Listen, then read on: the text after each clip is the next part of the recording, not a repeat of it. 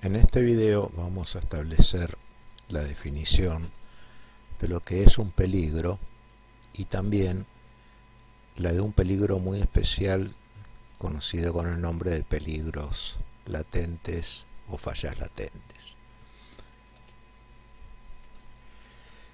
La definición sencilla de peligro, o sea, ¿qué es un peligro? Es la que tenemos acá. Es toda fuente que tiene potencial para producir alguna clase de daño. Y como ejemplo nos da lo siguiente: un cable eléctrico con tramos sin aleación, llamados vulgarmente cables pelados. Bien, y el otro ejemplo que nos da son peldaños corroídos de una escalera. En el primer caso se corre el riesgo de electrocutarse, mientras que en el segundo caso se corre el riesgo de dañarse el pie y la pierna por rotura del peldaño. Entonces fíjense que acá yo estoy hablando de dos cosas diferentes. Estoy hablando de peligros y recién hablé de correr el riesgo de. El cable pelado me lleva a correr el riesgo de electrocutarme, como se ve acá en la imagen. El peligro es el cable pelado, mientras que el riesgo es el riesgo de electrocutarse. Y hay una diferencia muy grande entre lo que es un peligro y lo que es un riesgo, y no debe confundirse uno con el otro. Por ejemplo, vamos a hacer una definición ahora de lo que es riesgo, para ver la diferencia entre su definición de riesgo con la definición de lo que es un peligro. El riesgo, la definición de riesgo, incluye la definición de peligro de esta manera. Una definición sencilla de riesgo es que el riesgo es la probabilidad de que cierto peligro ocasione un daño. Lo puse en mayúscula porque es la palabra más importante de la definición de riesgo. Vamos a ver un ejemplo. ¿Qué debería pasar para que este trabajador se electrocute en base a la presencia de un peligro que es un cable pelado? Bueno, el cable pelado tiene que estar en un lugar accesible, porque si está en un lugar en donde los trabajadores no van nunca o van una vez cada 5 años, a hacer una revisión de rutina, la probabilidad de que una persona se electrocute es mínima. Fíjense que ya usé la palabra probabilidad. Bueno, pero además no es una condición, es necesaria la condición, pero no es suficiente, porque si un cable pelado está en un lugar muy accesible, puede ser que el riesgo de electrocución no exista. Por esta razón, el punto número 2, el cable pelado tiene que estar alimentado eléctricamente. Si el cable pelado no está alimentado eléctricamente y se cumple la condición 1 de estar en un lugar accesible, el riesgo de electrocución no existe. Pero si se dan las dos condiciones, las probabilidades de electrocutarse van aumentando, y ahí usé otra vez el término probabilidad. El cable pelado está en un lugar accesible y encima está alimentado eléctricamente. Son dos condiciones necesarias para electrocutarse, pero no son suficientes. Vamos a la tercera condición. El suministro eléctrico en el lugar de trabajo no se interrumpió. Es decir, que el cable está pelado, se lo decide reparar, está en un lugar accesible, está alimentado eléctricamente, y bueno, para repararlo en condiciones seguras habría que interrumpir el suministro eléctrico. Si se interrumpe el suministro eléctrico, por más que esté en un lugar accesible y antes estaba alimentado eléctricamente, ahora al interrumpir el suministro eléctrico, el riesgo de electrocución prácticamente desapareció. Bien, son tres condiciones necesarias pero no suficientes como para que una persona se electrocute. La intensidad de la corriente que circula por ese cable tiene que ser mortal, una cantidad de amperes que haga que la persona que lo recibe, bueno, sea mortal, ¿sí? Una carga de 1 amper es una carga mortal para un ser humano. Vamos a suponer que el cable pelado está en un lugar accesible, está alimentado eléctricamente, por error el suministro eléctrico no se interrumpió, es decir, que sigue circulando corriente, pero si la intensidad de la corriente es muy pequeña, como las que hay en los microcircuitos de las computadoras, por más que uno toque el cable pelado no se va a electrocutar, no corre riesgo su vida. Pero sigamos, a ver. El trabajador no estaba usando elementos de protección personal, o sea, no tiene guantes de aleación eléctrica y tampoco tiene los zapatos de seguridad con suelas de plástico que interrumpen la circulación a tierra. Entonces, cada vez que se dé cada uno de estos puntos, va aumentando la probabilidad de que esta persona se electrocute. Y otra vez aparece la palabra probabilidad, que es la que figura en la definición de riesgo. Bueno, y pareciera ser que esto es suficiente ya, pero no, hay una cesta. Podemos encontrar una cesta. No sirve de nada que se den estas 5 si no se da la cesta. Si el trabajador no toca el cable pelado, no se va a electrocutar, obviamente. Así que si se dan estas 6 condiciones de este ejemplo sencillo, el trabajador se va a electrocutar, ¿sí? Y cuantos más puntos se vayan cumpliendo, mayor es la probabilidad de que se electrocute. Otra vez vuelve a aparecer la palabra probabilidad. Riesgo y probabilidad son 2 palabras que están muy relacionadas entre sí. Entonces, el riesgo se puede comparar con un billete ganador de la lotería. ¿Qué tiene que pasar para que una persona gane la lotería? Bueno, si es un juego que tiene solamente 6 números, como la lotería tradicional, para ganar la lotería hay que acertarle al primer número, hay que acertarle al segundo número, pero también hay que acertarle al tercero, y así sucesivamente hasta acertarle a los 6. Entonces uno gana la lotería. Y acá lo mismo, si uno acierta el primer punto, el cable pelado tiene que estar en un lugar accesible, y a continuación acierta el segundo número, que es que el cable pelado tiene que estar alimentado eléctricamente, y seguimos así hasta acertarle a los 6, nos ganamos el premio mayor, que es la electrocución. Es como que es una lotería negativa en este caso, porque el premio es un daño. Bien, entonces volvemos a recordar que peligro no implica la palabra probabilidad en absoluto. El peligro es una certeza, es decir, el cable o está pelado o no lo está. No hay probabilidad, hay certeza. Y en esta foto está la certeza de que el cable está pelado. Es un peligro, constituye un peligro, que después, como vimos, tendrá que estar alimentado eléctricamente por una corriente que tenga una intensidad mortal, etcétera, etcétera. Pero el peligro no implica la palabra probabilidad en absoluto, mientras que la de riesgo sí. En el riesgo se habla de probabilidad, por eso no debe confundirse peligro con riesgo.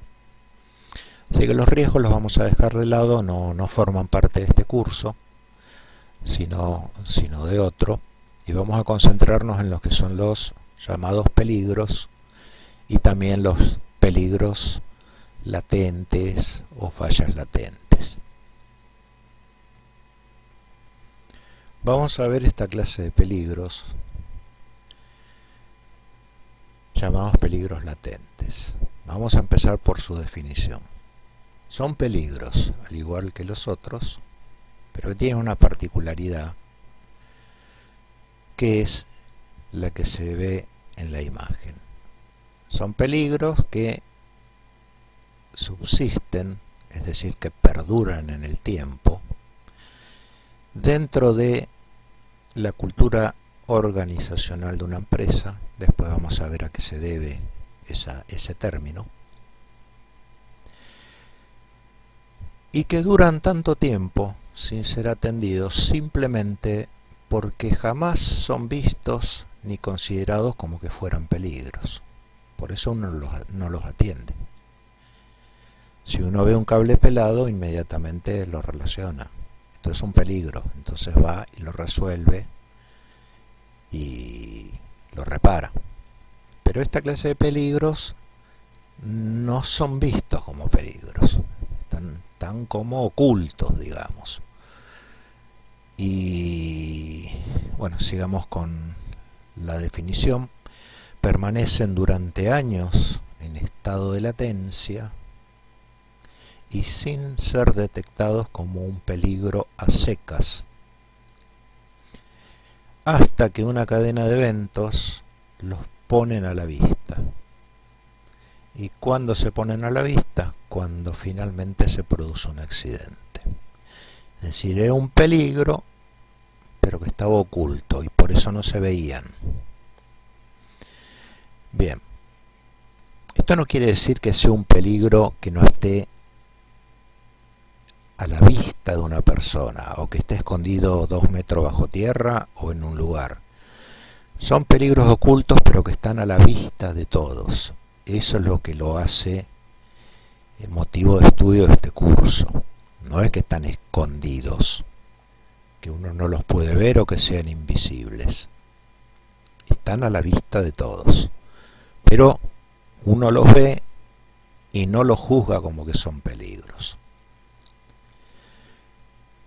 Bien, justamente esta condición de que uno los ve y no los juzga como peligros hace que también se los conozca como los llamados peligros ocultos. Bien, vamos a ver una serie de ejemplos para afianzar este nuevo conocimiento. Miren acá. Este es un sistema que hace que algo suba o que algo baje. La flecha para arriba, la flecha para abajo.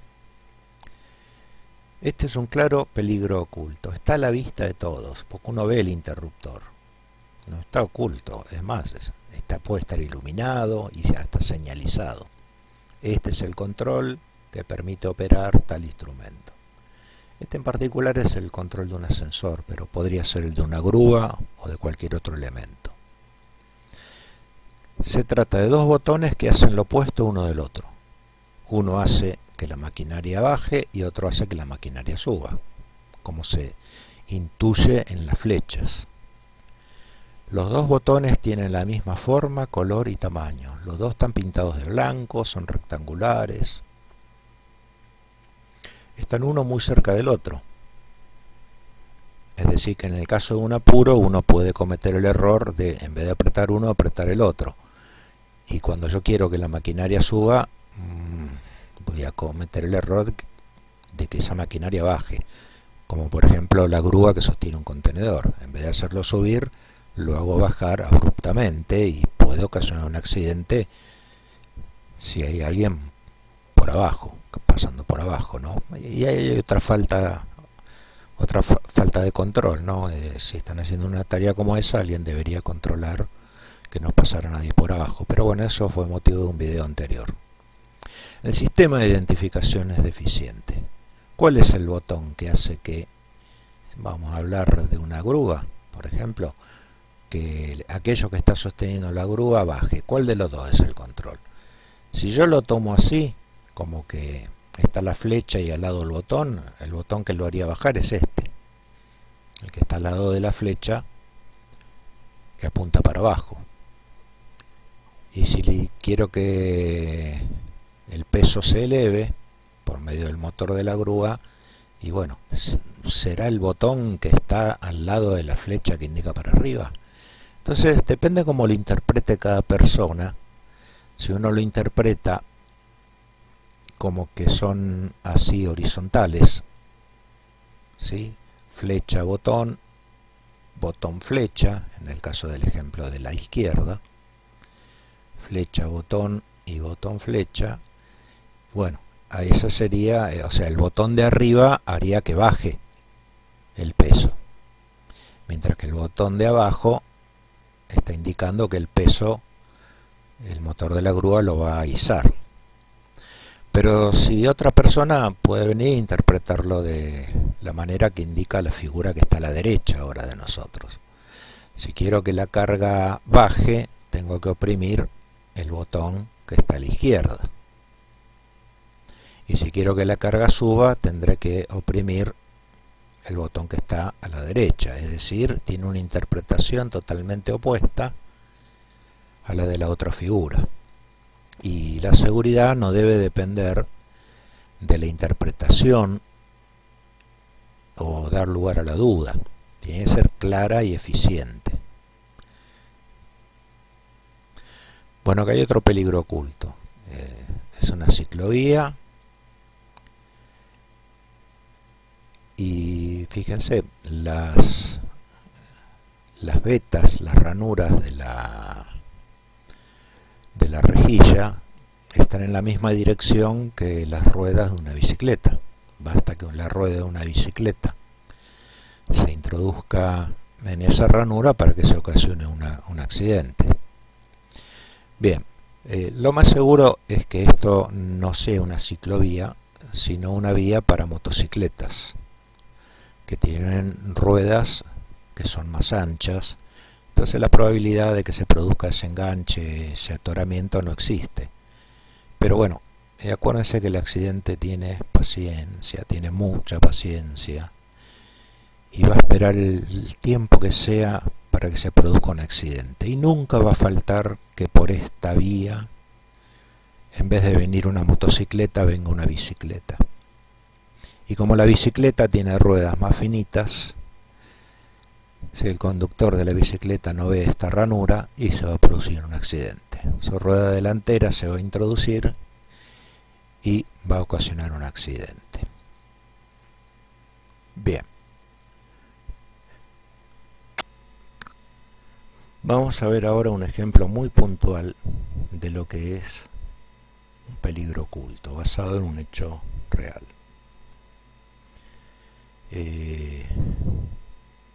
Vamos a dar un ejemplo fuera del ámbito marítimo, pero sobre todo fuera del ámbito del transporte, por esto que dijimos anteriormente de que si bien esto no es en la aviación con el Cockpit Resource Management o CRM, en la actualidad tiene aplicaciones muy por fuera del ámbito del transporte, llegando a tener aplicaciones en equipos de trasplante, por ejemplo, quirófanos, y en este caso en una unidad de cuidados intensivos. El ejemplo dice lo siguiente: en una unidad de cuidados intensivos o UCI, un bebé prematuro, es decir, un bebé que nace antes de las 40 semanas de gestación, es colocado en una incubadora. Y bueno, dada la condición de bebé prematuro, requiere cuidados especiales, como ser monitoreados con más frecuencia, alimentados de una manera diferente y de recibir cierta clase de medicación, dada su condición de prematuro.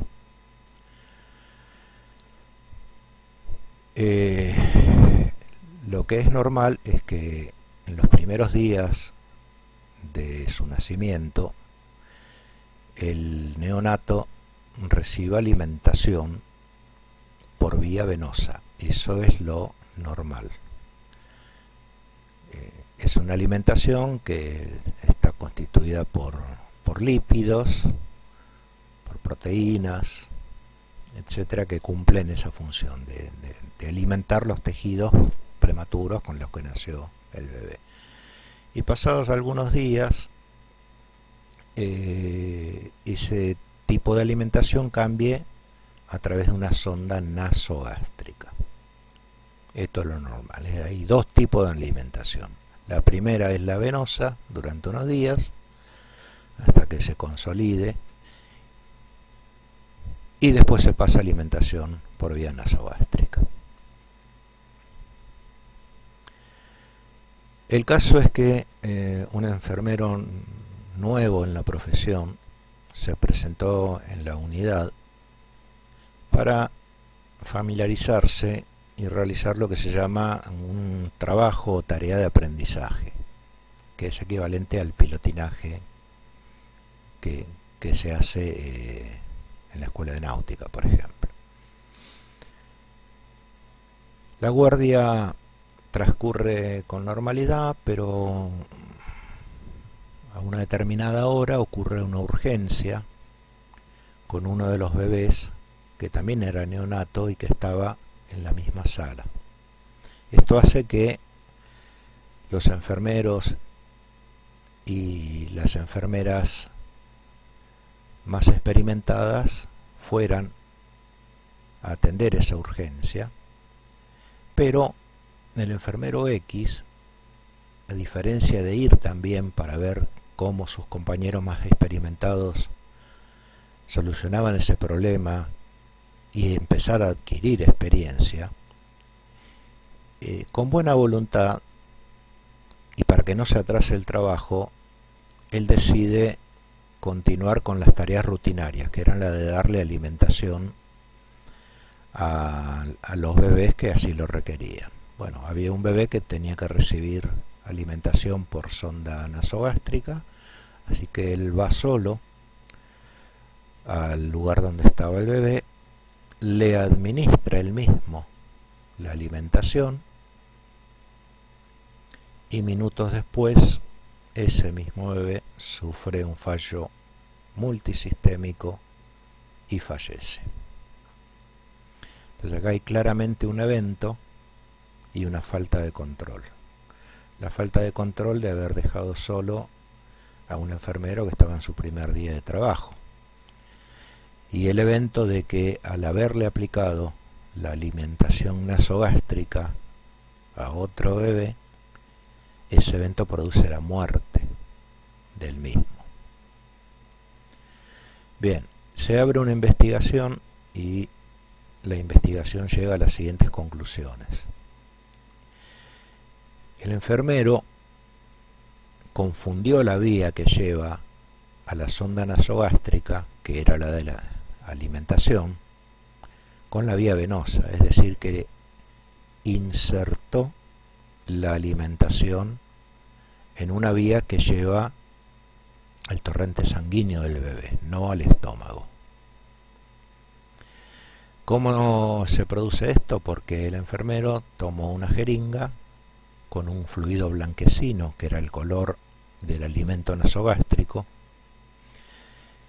y ese elemento blanquecino era una determinada forma de leche que, por haber confundido la sonda, en vez de llegar al estómago, llega a la vía venosa y la leche se introduce en el torrente sanguíneo, y a través del torrente sanguíneo esa leche llega a todos los órganos, provocando la falla multisistémica mencionada anteriormente.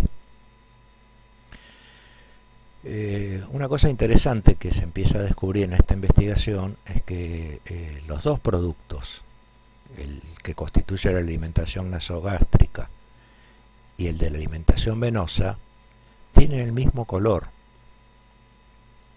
Y además de eso estaban dentro de un contenedor, que es una jeringa, que no estaban identificados. Y otra de las cosas es que la conexión que hace que las sondas intravenosa y nasogástrica trabajen tienen conexiones idénticas, es decir, que la conexión de la sonda intravenosa era exactamente igual a la conexión de la sonda nasogástrica. Vamos a explicarlo mejor esto con unos gráficos. Acá tenemos el problema. La alimentación nasogástrica está dentro de una jeringa, transparente por supuesto, pero la jeringa tiene color en en algunos lugares de la misma, como en los extremos. Y la parte transparente permite ver que adentro hay un fluido blanquecino. Eso es la jeringa de alimentación nasogástrica.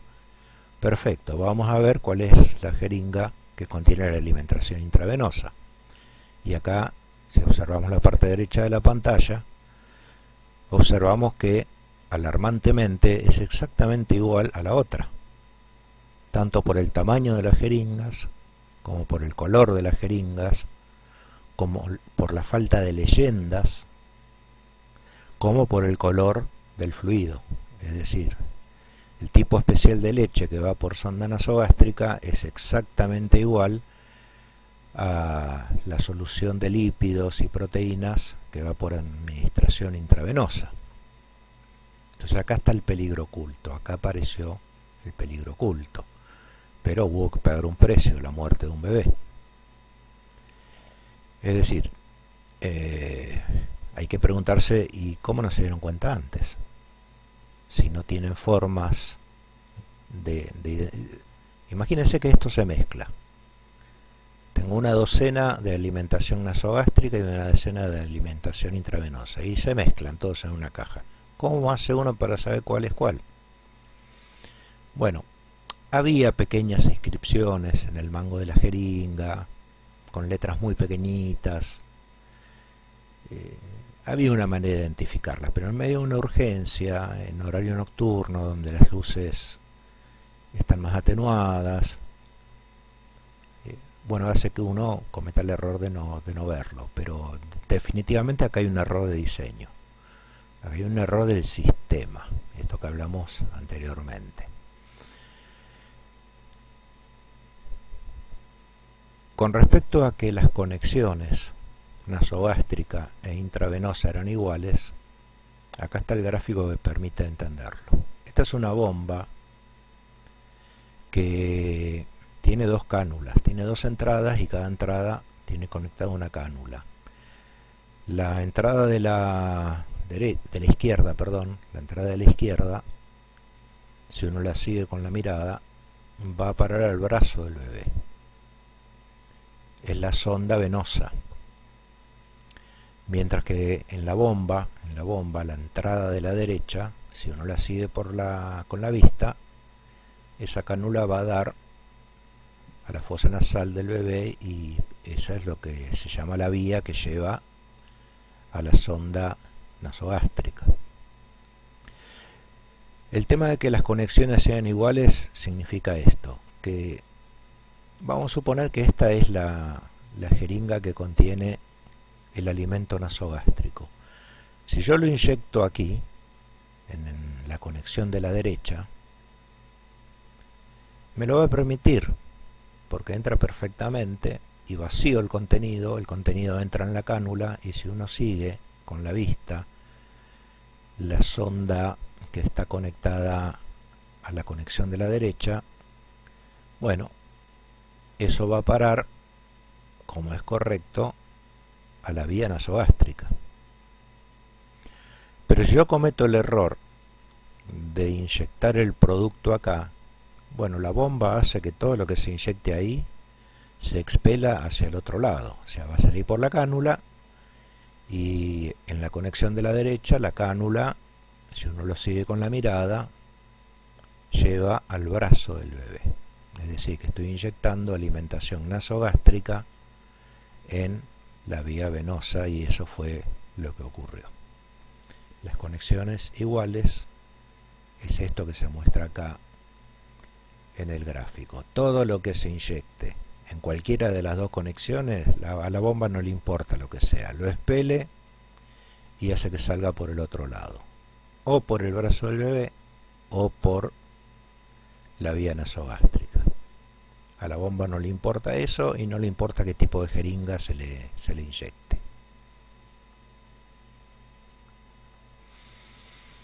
Bien, entonces acá hay, por ejemplo, un razonamiento. Si los envases, o sea las jeringas, no están identificados, o sea, son exactamente iguales, no tienen leyendas, Entonces uno no sabe, no puede diferenciar cuál es la alimentación venosa y cuál es la nasogástrica. Si los líquidos tienen el mismo aspecto, había una muy pequeña diferencia de color, pero se puede decir que eran blanquecinos. Si las conexiones de la bomba son compatibles y poseen el mismo color y grosor, de manera que cualquiera de las dos jeringas entra acá, y todo lo que entra acá la bomba lo expele sin importarle lo que sea. Si las jeringas son además idénticas, tienen el mismo tamaño, color, grosor, ¿cuánto tiempo puede pasar entonces sin que ocurra un accidente?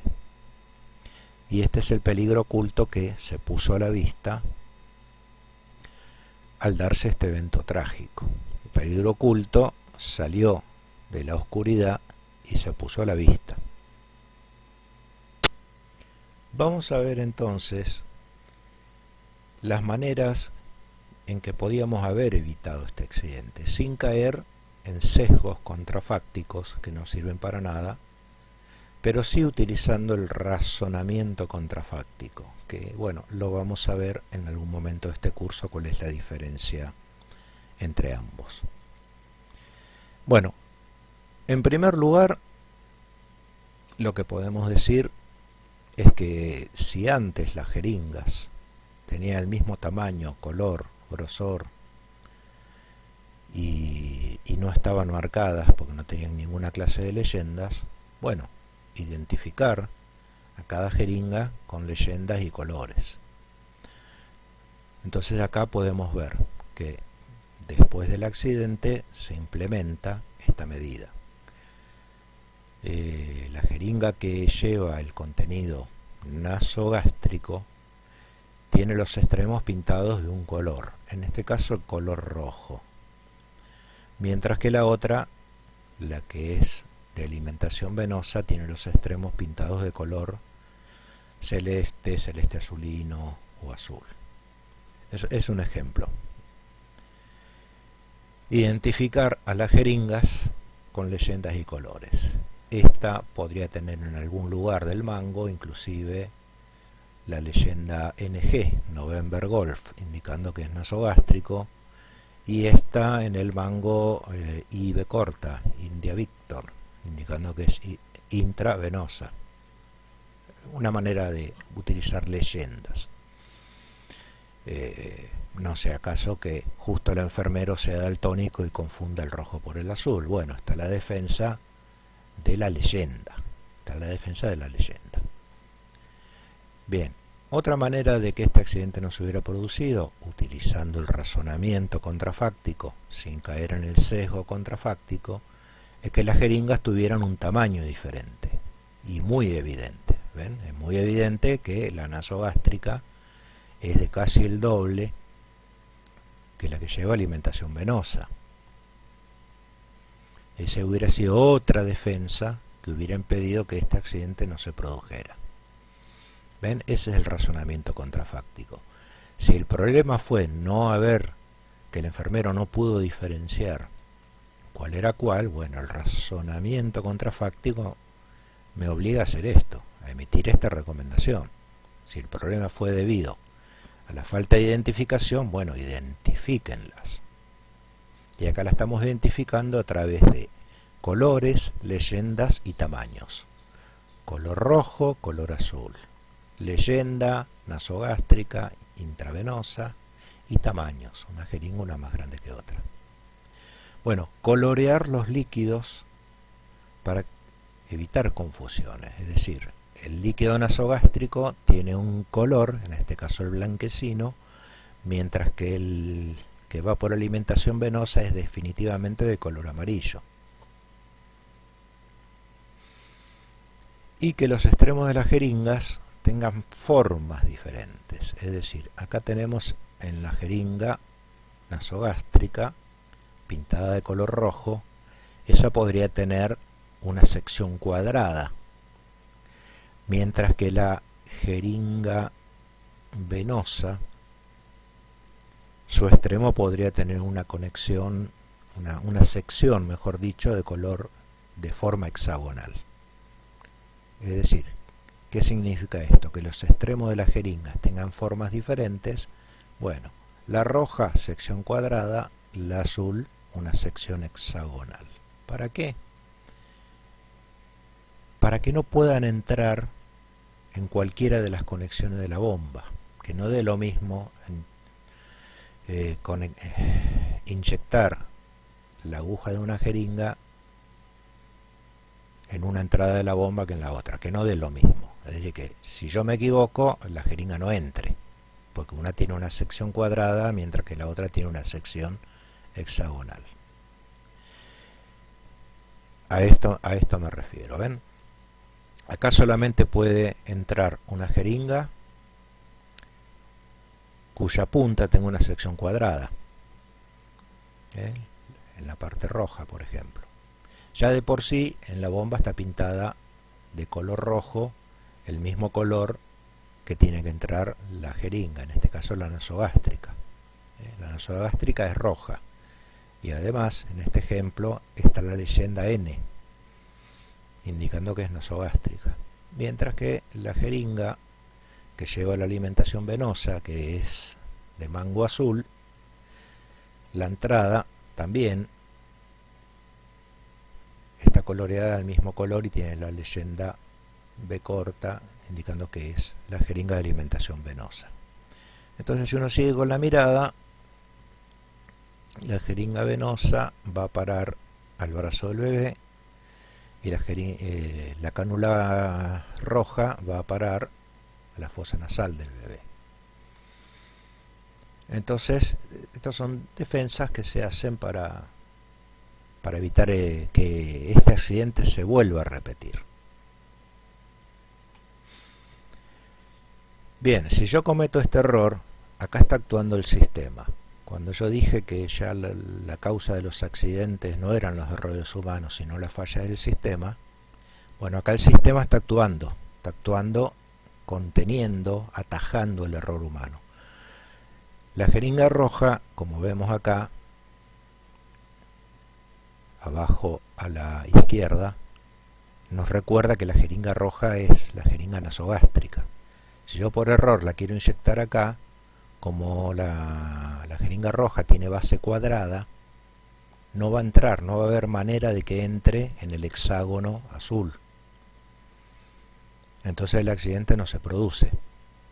Y lo mismo ocurre si yo me equivoco y quiero inyectar, vamos a ver acá, es la jeringa azul.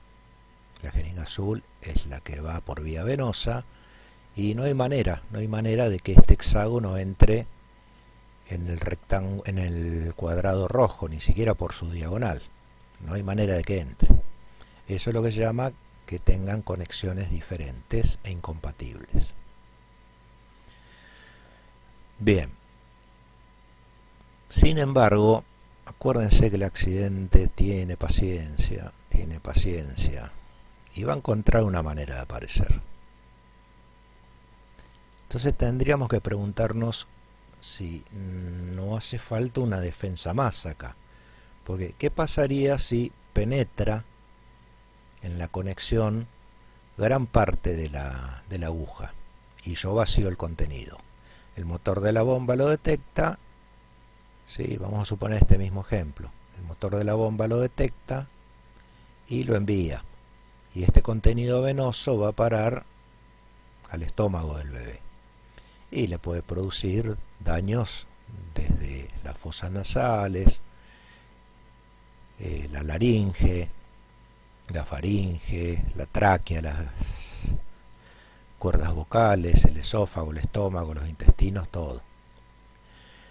Entonces haría como falta una defensa que haga que, porque esto no impide vaciar el contenido adentro de la bomba, sin que se haya producido el encastre en las conexiones. A ver si me explico con el siguiente ejemplo. La defensa que se puede establecer es esta. Bueno, acá hay un error evidentemente. La jeringa roja es nasogástrica y se está inyectando en la conexión de la vía venosa. pero la forma que tiene de base cuadrada no puede entrar en el hexágono, pero algo de la aguja entra, y la defensa es que la cánula no está conectada directamente ahí, sino un poco más atrás. Hay un sensor en la bomba que detecta cuando el encastre es positivo, es decir, cuando el encastre se concreta, y en ese caso vamos a ver cómo trabaja. Ahora sí tenemos la jeringa venosa celeste conectada en la conexión celeste. Al conectarla se produce el encastre perfectamente porque el hexágono entra dentro del hexágono. Hay un sensor acá que detecta que el encastre fue exitoso y un motor hace acercar la cánula hasta la jeringa, hasta la aguja de la jeringa. Entonces se vacía el contenido de la jeringa, la bomba lo detecta y lo expele, y bueno, va a salir a través de la vía azul, que es la que lleva al brazo del bebé. Es como que esta defensa, digamos, se suma a las otras anteriores a fin de disminuir al mínimo la probabilidad de que se vuelva a cometer este accidente nuevamente. Bueno, pero el accidente tiene paciencia, tiene mucha paciencia, y va a esperar, y uno le puede poner barreras para que no pase. Bueno, por ahí no va a pasar, va a buscar otro lugar. Miren la pregunta que aparece en esta diapositiva. ¿Hay algún error acá? Aparentemente no, porque la jeringa roja está conectada, queriendo conectarse a la conexión roja. Y la jeringa roja es la que contiene la alimentación nasogástrica, muy diferente a la venosa, que tiene otro tamaño y otro color. Así que vamos a darle varios segundos para que ustedes lo analicen, pero acá hay un error terrible. Hay un terrible error. Que ninguna de las defensas mencionadas anteriormente, la de color, la de la leyenda, la de la forma, la del tamaño de la jeringa, la del color de los líquidos. Pero acá, si esto se concreta, el bebé se muere. Bueno, recorran la cánula roja. Acuérdense que la jeringa roja es la que contiene alimentación nasogástrica. Recorran con la vista la cánula roja y vean a dónde va a parar. Y si lo hacen, van a ver que la cánula roja está mal conectada. La cánula roja está conectada al brazo del bebé. Y estaríamos otra vez al principio del problema. Es decir, como que si no hubiéramos ganado absolutamente nada. Estamos inyectando alimentación nasogástrica al torrente sanguíneo del bebé. O sea, estamos igual que antes. Trabajo desperdiciado de haber puesto tantas defensas. ¿Y eso por qué? Porque el accidente eludió todas las barreras que le pusimos y encontró una manera de aparecer, que es que la persona que hizo las conexiones las invirtió. Se equivocó. La cánula roja, en vez de estar conectada en la fosa nasal del bebé, fue a parar al sistema venoso y viceversa.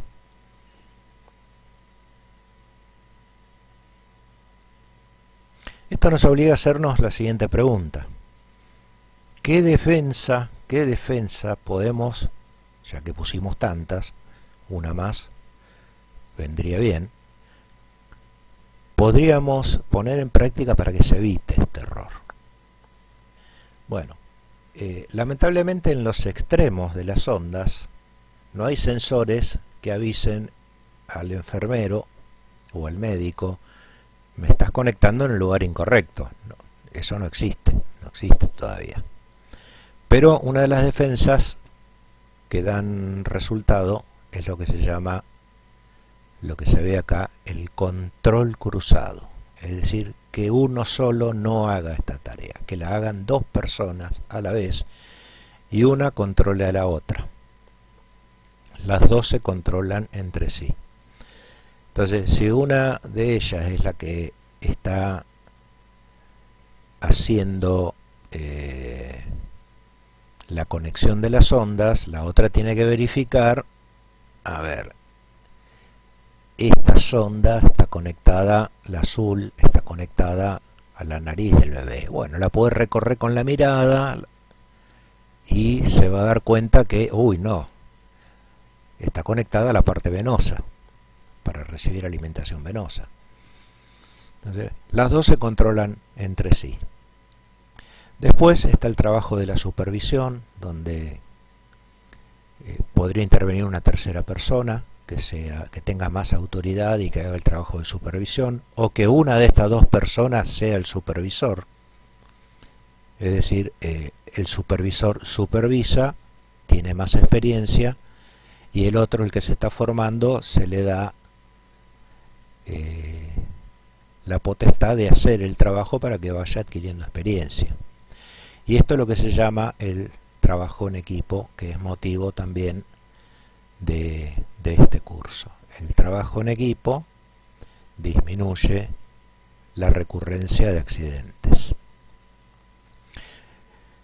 Bien, recuerden entonces que al pie de cada uno de los videos de este curso van a encontrar los links para acceder